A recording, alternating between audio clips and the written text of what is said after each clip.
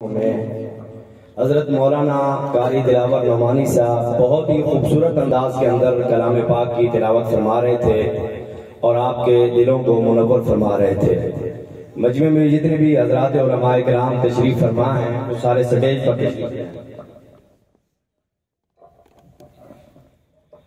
جو حضرات علماء کرام مجمع میں تشریف فرما ہیں وہ سٹیج پر تشریف لے آئیں۔ قاری بلال صاحب، قاری عبدالقیوم صاحب اور جتنے حضرات بھی تشریف لائے ہیں وہ سارے سٹیج پر تشریف لائے ہیں۔ آپ کے مہمان گرامی میں سے اکثر حضرات پہنچ چکے ہیں۔ اس پروگرام کے سلسلے کو باقاعدہ آگے بڑھاتے ہیں۔ آج کا یہ پروگرام حضرت مولانا عبدالرؤوف صاحب لاوا ان کی سرپرستی کے اندر ہو رہا ہے، اور یہاں کا جو مدرسہ ہے مولانا خالد صاحب کا وہ بھی حضرت کی سرپرستی میں چل رہا ہے۔ یہ بھی ہمارے علاقے کے بہت بڑی شخصیت ہیں، اپنے علاقے کے اندر بہت بڑا ادارہ چلا رہے ہیں جہاں پر اللہ تعالیٰ ان سے دین کا بڑا کام لے رہا ہے۔ مزید اللہ پاک ان کو ترقیاں نصیب فرمائے اور اس مدرسے کو بھی کامیاب فرمائے۔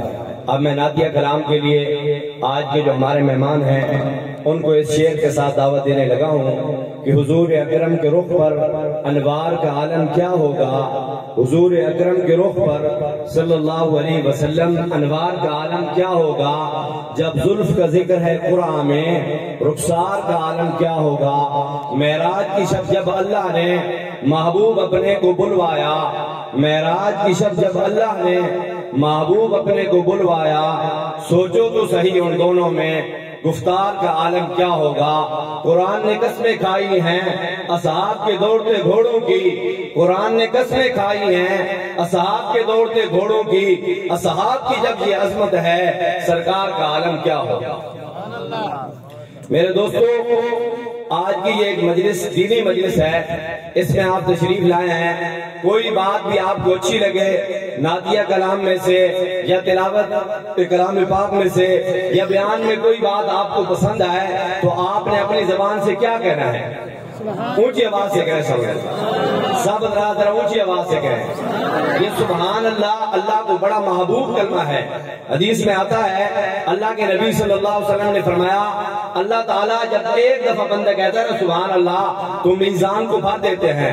دوسری روایت کے اندر آتا ہے کہ زمین اور آسمان کا خلا نیکیوں سے بھر جاتا ہے جب کوئی ایک دفعہ کلمہ یہ کہتا ہے، اور تیسری روایت کے اندر آتا ہے کہ اللہ کو یہ کلمات بڑے محبوب اور پسندیدہ ہیں، سبحان اللہ و بحمدہ سبحان اللہ العظیم۔ تو میرے دوستو اس کی بڑی فضیلت ہے۔ ایک نیکی کی قدر اس وقت معلوم ہوگی جب حشر کے میدان میں قیامت کی سختیوں میں انسان کسی کے پاس ایک نیکی کی لینے کے لیے جائے گا تو اس کا کتنا قریبی رشتہ دار کیوں نہ ہو، کتنا قریبی تعلق والا کیوں نہ ہو، کتنا قریبی عزیز کیوں نہ ہو، وہ اس کو ایک نیکی دینے کے لیے تیار نہیں ہوگا۔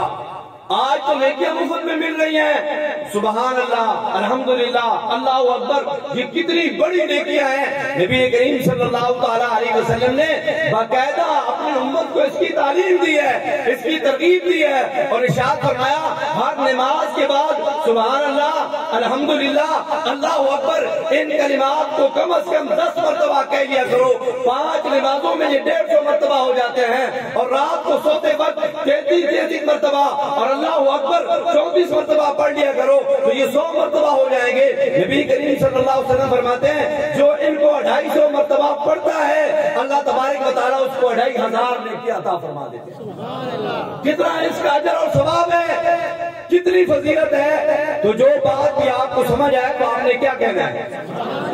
سبحان اللہ۔ اور جب کسی کی زبان پر نبی کریم صلی اللہ تعالیٰ علیہ وسلم کا نام نامی اسم گرامی آئے گا تو پھر کیا کہیں گے؟ صلی اللہ علیہ وسلم۔ اونچی آواز سے ذرا کہہ دیجئے صلی اللہ علیہ وسلم، پھر کہہ دیجئے صلی اللہ علیہ وسلم۔ حدیث میں آتا ہے جو ایک مرتبہ یہ کہتا ہے نا صلی اللہ علیہ وسلم، اللہ رب العزت اس کو 10 رحمت عطا فرماتے ہیں، 10 گناہ معاف فرماتے ہیں، اور اس بندے کے 10 درجات بلند فرماتے ہیں۔ اللہ کے حبیب کو ایک دفعہ یاد کرتا ہے، اللہ اس بندے کو 10 مرتبہ یاد فرماتے ہیں، اور اللہ کا یاد فرمانا یہ ہے کہ اللہ اس پہ 10 رحمت نازل فرماتے ہیں۔ نبی کریم صلی اللہ علیہ وسلم نے فرمایا جس کے سامنے میرا نام آئے اور میرا نام سننے کے بعد بھی وہ درود نہیں پڑھتا، آپ علیہ الصلوۃ والسلام نے فرمایا وہ بخیل ہے۔ ایک روایت میں فرمایا کہ وہ جفا کش ہے، ایک روایت میں فرمایا کہ وہ جنت کا راستہ بھولنے والا ہے، تیسری روایت میں آتا ہے کہ جبرائیل علیہ الصلوۃ والسلام نے ایسے بندے پہ لعنت کی ہے اور نبی کریم صلی اللہ علیہ وسلم نے آمین کیا۔ میرے دوستو، جب بھی نبی کریم صلی اللہ تعالیٰ علیہ وسلم کا نام نامی، اسم گرامی نعتخوان حضرات کی زبان پر، خطباء کی زبانوں پر آئے گا تو کیا کہیں گے؟ صلی اللہ علیہ وسلم۔ کسی صحابی کا نام آئے تو کیا کہیں گے؟ اور کسی بزرگ کا نام آئے تو پھر کیا کہیں گے؟ رحمت اللہ علیہ۔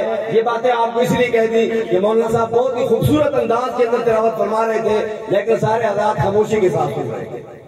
تو یہ پروگرام ہے، اس کے اندر ایک تو یہ ہے کہ یہ کلمات کہنے سے آپ کو ثواب ملے گا، اور دوسرا یہ ہے